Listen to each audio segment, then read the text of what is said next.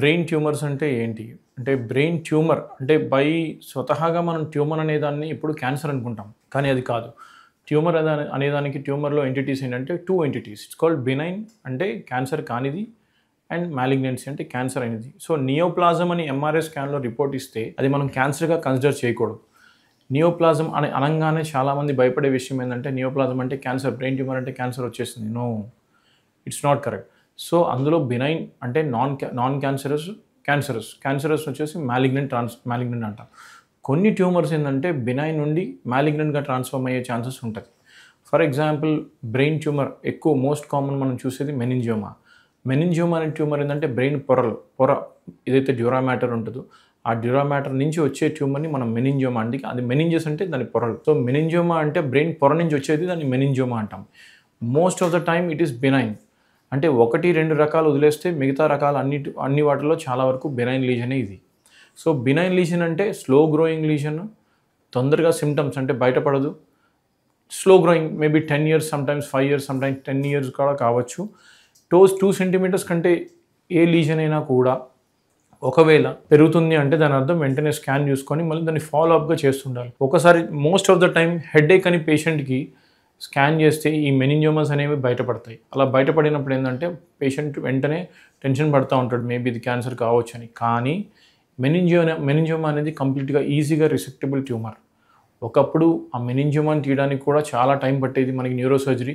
కానీ ఇప్పుడు neuro surgical evaluation ఏందంటే మినిమల్ క్రేనియోటమీ అంటే ట్యూమర్ ఎక్కడుందో అదే పార్ట్ సర్జరీ చేయడం, ట్యూమర్‌ని తీసేయడం. కానీ మనం ఓల్డెన్ డేస్‌లో ట్యూమర్‌ని లోకలైజేషన్ అంటే ట్యూమర్‌ని ఎక్కడుందో లొకేషన్ కనుక్కోవడం కష్టంగా ఉండేది కాబట్టి ఈ నావిగేషన్ అనే పరికరం లేకపోవడం వల్ల కూడా ఇప్పుడేందంటే నావిగేషన్ గానీ, మినిమల్ క్రేనియోటమీ గానీ ఆ నావిగేషన్ యూజ్ చేస్తూ చేయడాన్ని మినిమల్ ఇన్వేజివ్ క్రేనియోటమీస్ అంటారు. అంటే ట్యూమర్ వరకే సర్జరీ చేయడం. అక్కడ వరకే ట్యూమర్ తీయడం. So, major amount of bone loss గానీ, టిష్యూ ఇంజ్యూరీ గానీ అయ్యే ఛాన్సెస్ తక్కువ ఉంటుంది. సో, ఇది benign. Most common tumour benign. And most common tumour మాలిగ్నెంట్‌కొస్తే ఇట్ ఈస్ గ్లయోమా. సో, 2 రకాల సెల్స్ ఉంటాయి. Astrocytes and glial cells. Astral cells నుంచి వస్తే it is called astrocytoma. Glial cells నుంచి వస్తే ఇట్ ఈస్ గ్లయోమా. సో, ఇందులో కూడా grade 1, grade 2, grade 3, grade 4. So, based on the tumour histology and tumour aggression and tumour presence, tumour histopathology అంటే surgery టైంలో biopsy పంపిస్తే వచ్చే బయాప్సీ రిపోర్ట్ పరంగా వచ్చేది మనకి. దాని తర్వాత ట్యూమర్ హిస్టోపాథాలజీ కాకుండా వచ్చేది major genetical report it's immunohistochemistry. So, that decides the fate of the tumour whether అంటే మళ్ళీ రీగ్రో ఎంత అవుతుంది లేదా ట్యూమర్ రీగ్రో అయినాక దాని తర్వాత ట్రీట్మెంట్ పార్ట్ ఎలా ఉంటుంది. సో, సర్జరీ తర్వాత రికరెన్స్ వస్తే ఏంటి. So, it's a different entity. So, యూజువల్గా astrocytomas will respond very well compared to gliomas. But initially glioma 1, 2 is considered as low grade gliomas. Grade 3, grade 4 is considered as a high grade glioma. So, based on the life expectancy, మనం grade 3, grade 4 అయితే it is usually 2 to 5 years అని అంటాము. Sometimes less than 2 years అంటాం based on the histopathology. And grade 1, grade 2 if you resect properly అంటే మొత్తంగా తీసేస్తే grade 1 has a definitive good outcome అంటే మంచి outcome. Quality of the patients అంటే ఈ ఫిట్స్ మెడికేషన్ వాడితే సరిపోతుంది కానీ రిమైనింగ్ థింగ్స్ అన్నీ కూడా మనం చాలా వరకు కంట్రోల్ చేసుకోవచ్చు. సో, ఇది టైప్స్ ఆఫ్ బ్రెయిన్ ట్యూమర్స్లో one is benign tumour and next is malignancy.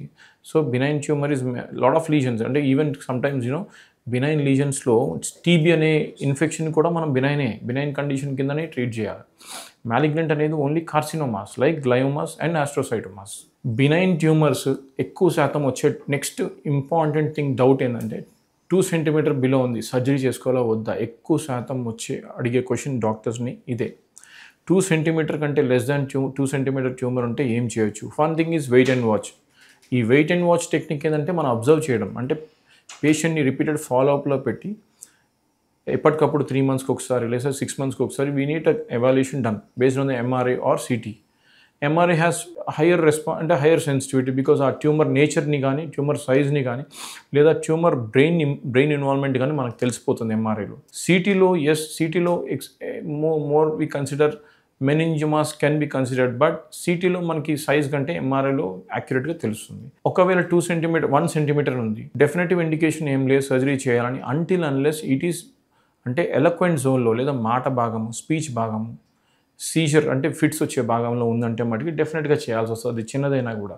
ఎందుకంటే రేపు పొద్దున్న అండ్ 1 సెంటీమీటర్ కాస్త 2 సెంటీమీటర్ అయినప్పుడు ఫ్రీక్వెన్సీ అంటే సీజర్స్ వచ్చే టెండెన్సీ ఇంకా ఎక్కువ ఉంటుంది. సో అలా ఉన్నప్పుడు మనం ఖచ్చితంగా తీయాల్సిన వస్తుంది. కొంతమంది పేషెంట్స్ ఎమర్జెన్సీలో వస్తారు, చూస్తే చిన్న ట్యూమర్ ఉంటుంది, 2 సెంటీమీటర్ కంటే చిన్న భాగం ఉంటుంది, కానీ పేషెంట్ చూస్తే ఫిట్స్ వస్తూ ఉంటాయి.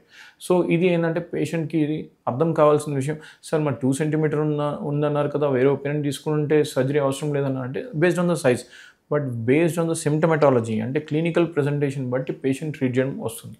That is more important than radiological fine. అంటే రేడియోలాజికల్ 2 సెంటీమీటర్ అవసరం లేదని అనడానికి లేదు. కొన్నిసార్లు పేషెంట్ క్లినికల్ ప్రెజెంటేషన్ బట్టే డిసైడ్ చేయాల్సి వస్తుంది. 2 సెంటీమీటర్ కంటే చిన్న ట్యూమర్ ఉంది, దీన్ని మనం సర్జరీ లేకుండా ఏమైనా చేయగలుగుతామా? నెక్స్ట్ క్వశ్చన్, పేషెంట్స్ అడిగే కామన్ క్వశ్చన్ ఇది. ఎస్, ఒక పద్ధతి వాచ్ టెక్నిక్ కాకుండా radio surgery is an option. ఈ రేడియో సర్జరీ కూడా స్టీరియోటాక్టిక్ రేడియో సర్జరీ అంటే 3 డైమెన్షన్లో స్కల్ని మనం XYZ కోఆర్డినేట్స్ ఎలా అయితే డిజైన్ చేస్తామో ఆ కంప్యూటర్ డిజైన్ చేస్తుంది. XYZ కోఆర్డినేట్ చేసి డిస్టెన్స్ పరంగా అంటే షార్టెస్ట్ డిస్టెన్స్ పరంగా తక్కువ రేడియేషన్ వెళ్ళేటట్టుగా ట్యూమర్ని డిస్ట్రక్ట్ చేయడానికి ఒక వే, దట్స్ కాల్డ్ స్టీరియోటాక్టిక్. స్టీరియోటాక్టిక్ అనేది 3 డైమెన్షనల్ అండ్ దాన్ని రేడియో సర్జరీ అంటాం. అంటే ఒకప్పుడు ఓల్డెన్ డేస్లో ఎంత ట్యూమర్ ఎక్కడున్నా కూడా this called whole brain radiation, అంటే బ్రెయిన్ మొత్తంగా రేడియేషన్ ఇచ్చేవాళ్ళం. ఇప్పుడు స్టీరియోటాక్టిక్ రేడియో సర్జరీ ఏంటంటే ట్యూమర్ ఉండే భాగంలోనే రేడియేషన్ ఇవ్వడం. సో కొన్ని సర్జరీస్లో మనం సర్జరీ ట్యూమర్ తీయడం కుదరదు. స్కల్ బేస్ లీజన్స్లో కొన్నిసార్లు బ్లీడింగ్ వల్ల కానీ వేరే కారణాల వల్ల కానీ ట్యూమర్ మొత్తం తీయని పరిస్థితి ఉంటుంది. అప్పుడు అలాంటి వాళ్ళకి స్టీరియోటాక్టిక్ రేడియో సర్జరీ అడ్వైస్ చేస్తాం. ఇప్పుడు we have everything like AI based radio surgery even.